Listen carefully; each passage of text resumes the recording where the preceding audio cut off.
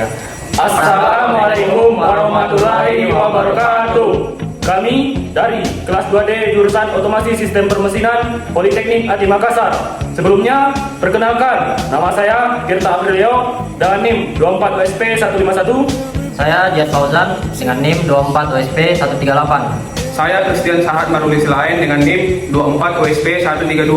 Tujuan dari pembuatan video ini untuk memenuhi mid semester dengan mata kuliah Sistem Energi Terbarukan dengan dosen pengampu Bapak Dr. Insinyur Haji Mas Jono.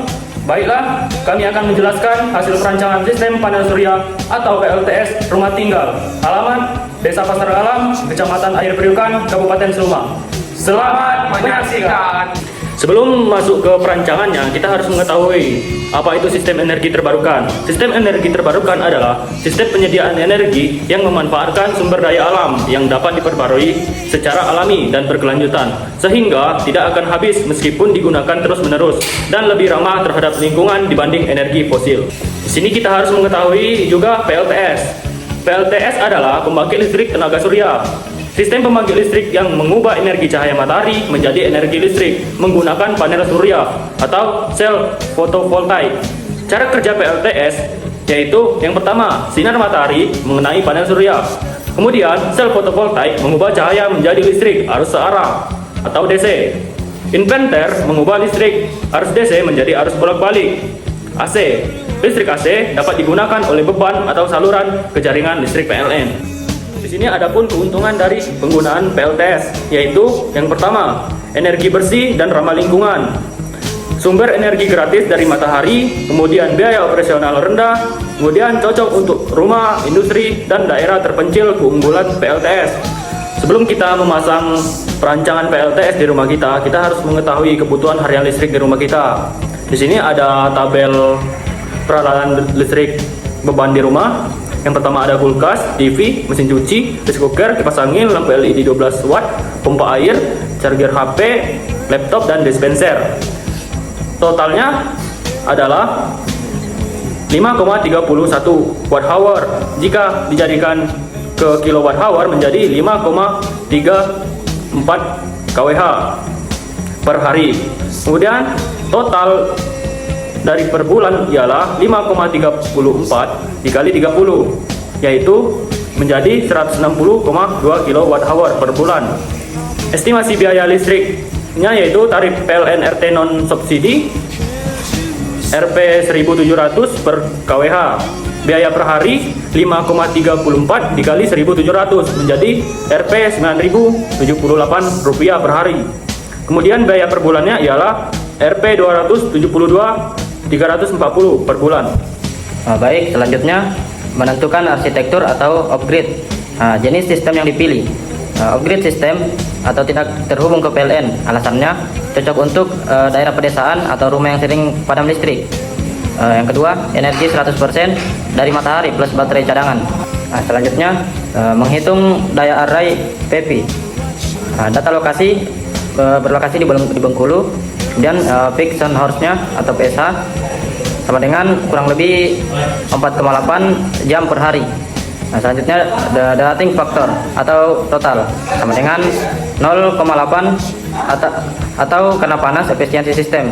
Selanjutnya perhitungan sama dengan array sama dengan harian atau PSH kali total. Energi yang harus disuplai dari panel sama dengan 5,34 kWh dibagi 0,8 sama dengan 6.675 kWh per hari. Daya panel yang dibutuhkan yaitu 6.675 kWh dibagi 4,5 jam sama dengan 1,4 kWp. Gunakan panel 450 WP 1,95 dibagi 0,45 sama dengan 4,33 unit. Maka dipakai 5 unit panel surya 450 WP, total daya panel sama dengan 2,25 kWp. Baik, selanjutnya sizing panel surya. Pertama, orientasi panel. Karena Bengkulu berada di utara Khatulistiwa, maka panel surya sebaiknya menghadap ke selatan.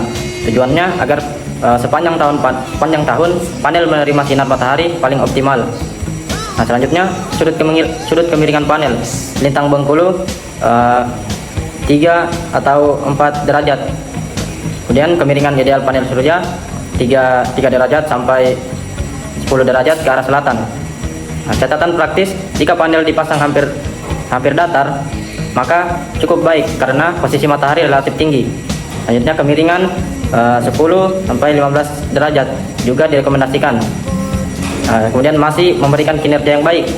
Selanjutnya membantu air hujan membersihkan permukaan panel. Selanjutnya mengurangi penumpukan debu. Selanjutnya zizing baterai. Tujuannya untuk menyimpan energi untuk malam hari dan cadangan saat mendung. Nah, energi yang disimpan 5,34 kWh. Tegangan sistemnya 48 volt. DOD-nya atau depth of discharger 70%. Autonominya 1 hari. Nah, perhitungannya, kapasitas atau ampere hours sama dengan 5.341 watt-hours dibagi 48 volt dibagi 0,7 sama dengan 158 ampere hours. Nah, gunakan baterai 12 volt 200 Ah 4 unit seri jadi 48 volt 200 Ah. Total energi tersimpan sama dengan 48 kali 200 sama dengan 9.600 watt-hours atau 9,6 kWh. Baiklah, di sini saya akan menjelaskan inverter dan ACC solar charge controller. Terdapat juga di sini komponennya, yaitu inverter MPPT controller dengan menggunakan spesifikasi 300 watt per 48 volt atau 60 ampere per 48 volt dengan keterangan off grid output 220 V, aman untuk jumlah panel 450 WP.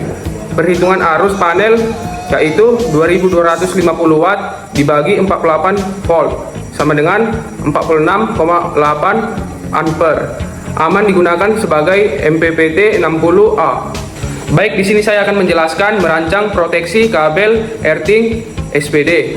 Baik, di sini saya akan menjelaskan pertama yaitu proteksi MCB DC di sisi panel dan baterai, dan SPD Charge Protection Device untuk proteksi dari petir. Fase adalah antara baterai dan inverter. Kabel panel ke MPPT dengan ukuran 6 mm kuadrat, MPPT ke baterai dengan ukuran 10 mm kuadrat, baterai ke inverter dengan ukuran 16 mm kuadrat.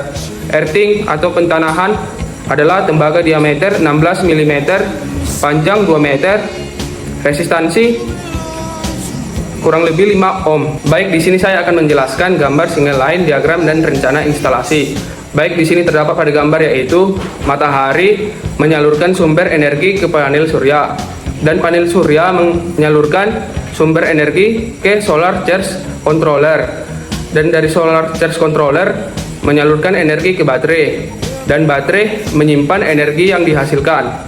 Dari baterai menyalurkan energi ke inverter, dan dari inverter mengubah arus DC ke arus AC, dan arus AC masuk ke rumah tinggal, dan di rumah tinggal energi dapat digunakan oleh kebutuhan sehari-hari.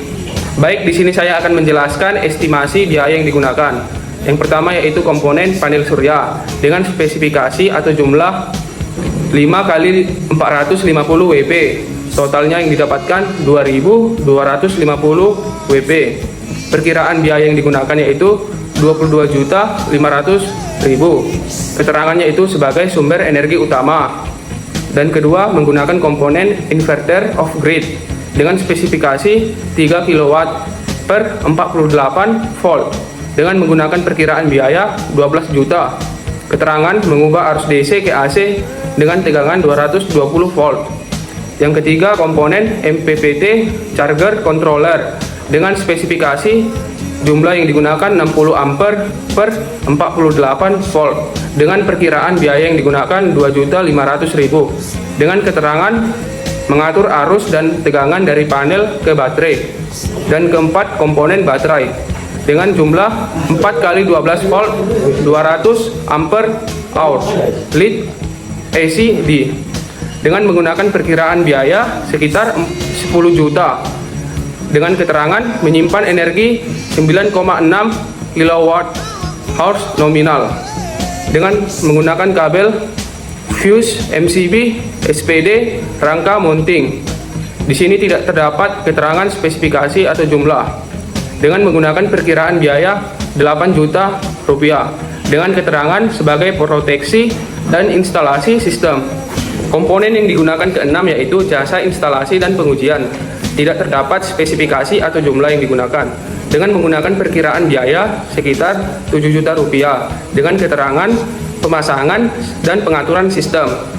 Dan di sini ditotalkan perkiraan biaya yang digunakan dalam estimasi biaya itu sekitar 62 juta rupiah dengan keterangan sebagai skenario baterai timbal asam atau mid range. Sekian hasil video yang dapat kami sampaikan, lebih dan kurangnya mohon dimaafkan. Kami akhiri, wabillahi taufiq wal hidayah. Wassalamualaikum warahmatullahi wabarakatuh.